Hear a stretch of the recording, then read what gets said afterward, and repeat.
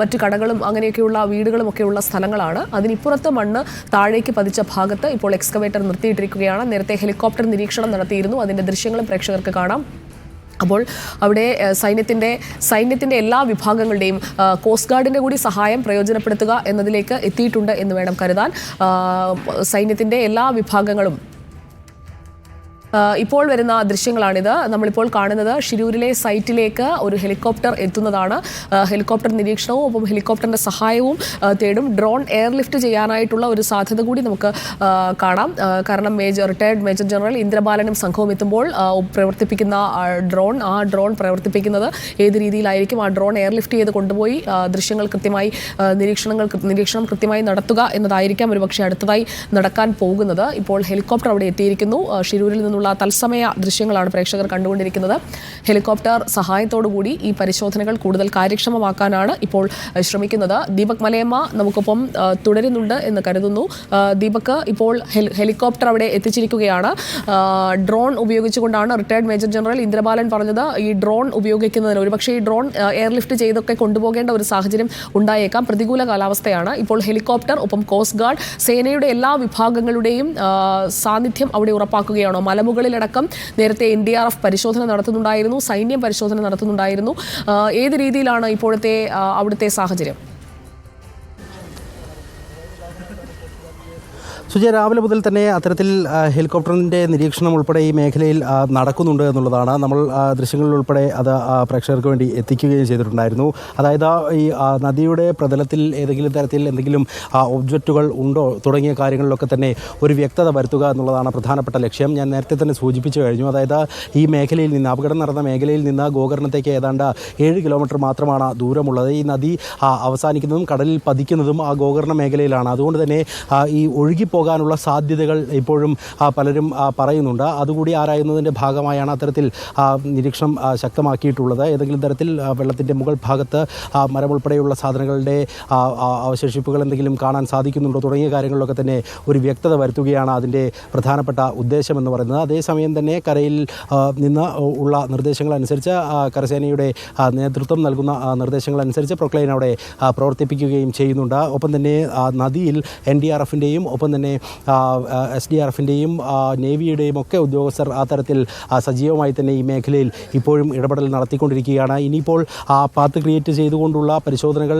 പൂർത്തിയാകുന്ന മുറയ്ക്ക് നേരത്തെ മുൻ ഫയർഫോഴ്സ് ഉദ്യോഗസ്ഥരൊക്കെ പറഞ്ഞതുപോലെ തന്നെ ആശാവഹമായ രീതിയിലുള്ള കാര്യങ്ങൾ സംഭവിക്കുമെന്ന് തന്നെ നമ്മൾ പ്രതീക്ഷിക്കുകയാണ്. കാരണം ഇത്രയും ദിവസം നടത്തിയ തെരച്ചിൽ അത് ആദ്യഘട്ടത്തിൽ GPS-ൻ്റെ ലൊക്കേഷൻ ഉൾപ്പെടെ പരിശോധിച്ചുകൊണ്ടാണ് നമ്മൾ മലയടിവാരത്ത്, അതായത് മല ഇടിഞ്ഞു വന്നതിൻ്റെ തൊട്ട് താഴ്വാരത്ത് തന്നെ പരിശോധനകൾ നടത്താനുള്ള തീരുമാനമെടുത്തത്. അന്ന് വാഹനത്തിൻ്റെ അടക്കം GPS പരിശോധിക്കുകയും മൊബൈൽ ടവർ ലൊക്കേഷൻ ഉൾപ്പെടെ പരിശോധിക്കുകയും ചെയ്തതിന് ശേഷമാണ് അത്തരത്തിലൊരു തീരുമാനത്തിലേക്ക് എത്തിയത്. അവിടെ തന്നെ വാഹനം ഉണ്ടാകുമെന്നുള്ളതായിരുന്നു പ്രതീക്ഷയും. പക്ഷേ ആ പ്രതീക്ഷ നഷ്ടപ്പെടുന്ന സാഹചര്യത്തിലേക്ക് പിന്നീട് ഏതാണ്ട് 4 ദിവസങ്ങൾ ആയതോടുകൂടി ആ കാര്യങ്ങൾ എത്തി എന്നുള്ളതാണ്. അവിടെ നിന്നാണ് പിന്നീട് നദിയിലേക്ക് പോകാനുള്ള സാധ്യതകൾ സംബന്ധിച്ചുള്ള ചില കാര്യങ്ങൾ രൂപപ്പെട്ടു വന്നത്. ഒപ്പം തന്നെ നദിയുടെ ഓരത്തേക്ക് ഈ വാഹനം തെന്നി മാറിയിട്ടുണ്ടാകാമെന്നുള്ള ചില സംശയങ്ങൾ കൂടി അതിൻ്റെ ഭാഗമായി രൂപപ്പെട്ടു വന്നതും. കഴിഞ്ഞ 7 ദിവസമൊക്കെ പരിശോധനകൾ നടക്കുന്ന ഘട്ടത്തിൽ പോലും റോഡിലെ മണ്ണ് പൂർണ്ണമായും നീക്കം ചെയ്യുക എന്നുള്ളതിനായിരുന്നു പ്രാഥമികമായ പരിഗണന നൽകിയിരുന്നത്. എന്നാൽ ആ മണ്ണ് മുഴുവൻ നീക്കം ചെയ്ത് കഴിഞ്ഞപ്പോഴാണ്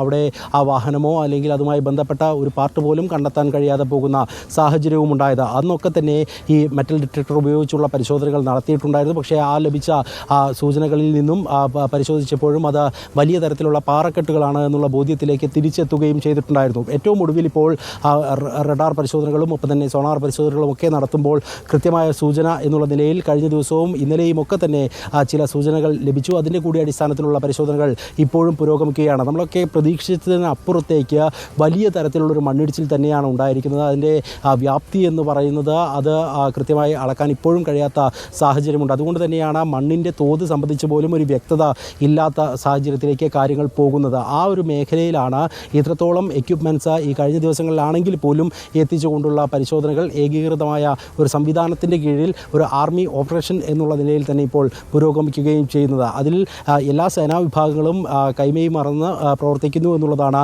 ഇന്നലെയും ഇന്നുമായി നമുക്ക് കാണാൻ കഴിയുന്ന കാഴ്ചയും. ഇന്ന് രാവിലെ ഏതാണ്ട് 7 മണിയോടുകൂടി തന്നെ ആർമിയുടെ നേതൃത്വത്തിലുള്ള സംഘവും NDRF സംഘവും ഒക്കെ ആ പ്രദേശത്ത് ലൈനപ്പ് ആവുകയും അവരുടെ രക്ഷാദൗത്യങ്ങൾ പുനരാരംഭിക്കുകയും ചെയ്തിട്ടുള്ളതാണ്. നേവി ഏതാണ്ട് 8 മണി കഴിയുന്നതോടുകൂടി തന്നെ നേവിയുടെ സ്കൂബ ടീം ഈ മേഖലയിലേക്ക് നമുക്ക് ഒരു കാര്യം കൂടി അറിയേണ്ടത്, ഇനിയിപ്പോൾ അവിടേക്ക് റിട്ടയർഡ് മേജർ ജനറൽ ഇന്ദ്രബാലൻ എത്തുകയാണ്. Drone based intelligent buried object detection system, അതാണ് അവിടെ എത്തിക്കുമെന്ന് പറഞ്ഞ സാങ്കേതിക സംവിധാനം. ഈ drone based intelligent buried object detection system അവിടെ എപ്പോൾ എത്തിച്ചേരുമെന്നുള്ള വിവരമാണ് നമുക്ക് ലഭിക്കുന്നത്. ഇന്നെത്തുമോ അതോ നാളേക്ക് അതിന്റെ പ്രയോഗം വൈകുമോ?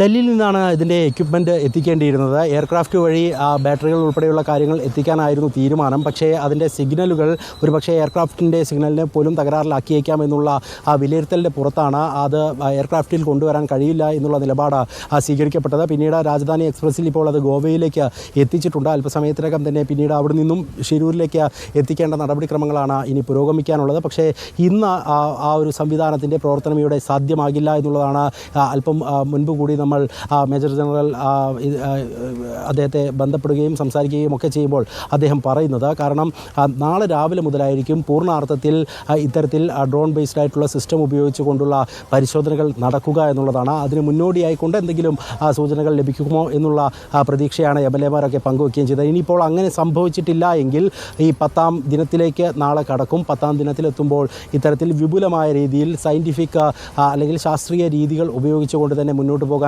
കഴിയുമെന്നുള്ളതാണ് നൽകിക്കൊണ്ടിരിക്കുന്നത്. ഏറ്റവും പുതിയ വിവരമാണ് ദീപക് ഇപ്പോൾ പങ്കുവച്ചത്.